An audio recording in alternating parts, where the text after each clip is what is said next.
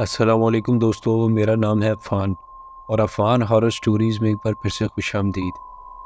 آج میں آپ کو ایک ایسی خوفناک کہانی سنانے جا رہا ہوں جو ایک پرانے دوست نے مجھے سنائی۔ یہ کہانی ایک چھوٹے سے گاؤں کی ہے جو کہ بہت ہی زیادہ سنسان تھا اور جنگلوں کے بیچ میں واقع تھا۔ کہتے ہیں کہ وہاں رات کے وقت عجیب و غریب واقعات پیش آتے ہیں جنہیں لوگ سن کر حیران رہ جاتے ہیں۔ کہانی کا مرکزی کردار احمد، جو کہ ایک فوٹوگرافر ہے، کچھ وقت پہلے ایک پروجیکٹ کے لیے اس گاؤں گیا تھا۔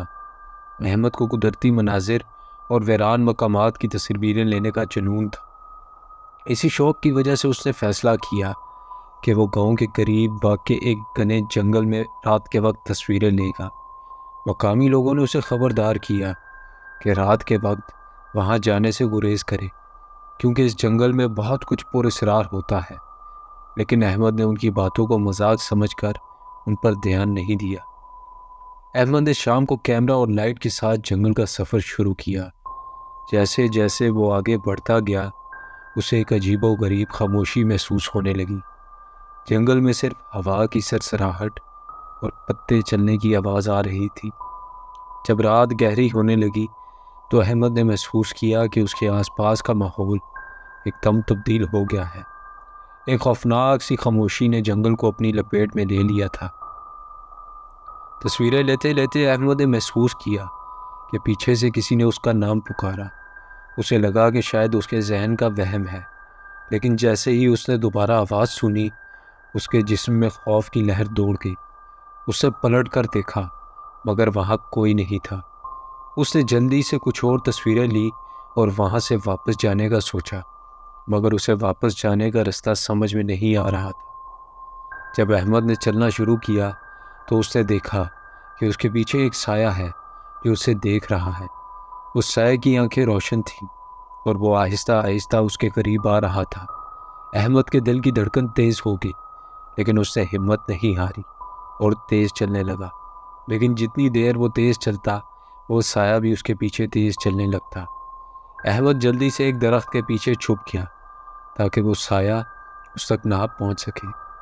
اسے درخت کے پیچھے سے ایک عورت کے ہنسنے کی آواز آئی، جیسے کہ وہ اس کا مذاق اڑا رہی ہو۔ احمد نے گردن گھما کر دیکھا تو وہاں ایک پرانی وضع کی عورت کھڑی تھی جس کے کپڑے خونی دھبوں سے بھرے ہوئے تھے۔ اس نے احمد کی طرف دیکھ کر کہا، تم یہاں نہیں آنا چاہیے تھا۔ احمد خوف سے چیخ اٹھا اور بھاگنے لگا، لیکن جتنا وہ بھاگتا اتنا ہی جنگل گہرا ہو جاتا تھا۔ احمد نے اپنی پوری طاقت لگا دی مگر وہ عورت مسلسل اس کے پیچھے چلتی رہی اور اس کی آنکھیں اسے خوف سے دیکھ رہی تھیں۔ رات کے آخری پہر میں احمد نے آخر کار ایک روشنی دیکھی اور وہاں کی طرف دوڑ لگا دی۔ اس نے کسی طرح خود کو بچایا اور ایک پرانے مندر کے قریب پہنچ گیا جہاں کچھ پجاری بیٹھے ہوئے تھے۔ احمد نے انہیں اپنی کہانی سنائی تو وہ پجاری حیران ہوئے اور کہا کہ کئی سال پہلے ایک عورت کی لاش اس جنگل میں ملی تھی اور تب سے وہ اس جگہ پر لوگوں کو ستاتی ہے۔ دوستو، احمد کی یہ کہانی سن کر میرے بھی ہوش اڑ گئے تھے۔ وہ جگہ اب بھی ویسے ہی ویران ہے اور لوگ وہاں رات کے وقت جانے سے گریز کرتے ہیں۔ شاید اس دنیا میں کچھ ایسی چیزیں ہیں جنہیں ہم نہیں سمجھ سکتے۔ کیا آپ اس پر یقین رکھتے ہیں؟ اپنی رائے کمنٹس میں ضرور دیں اور چینل کو سبسکرائب کرنا نہ بھولیں۔ ملتے ہیں آپ سے اگلی ویڈیو میں۔ اپنا خیال رکھیے۔ اللہ حافظ۔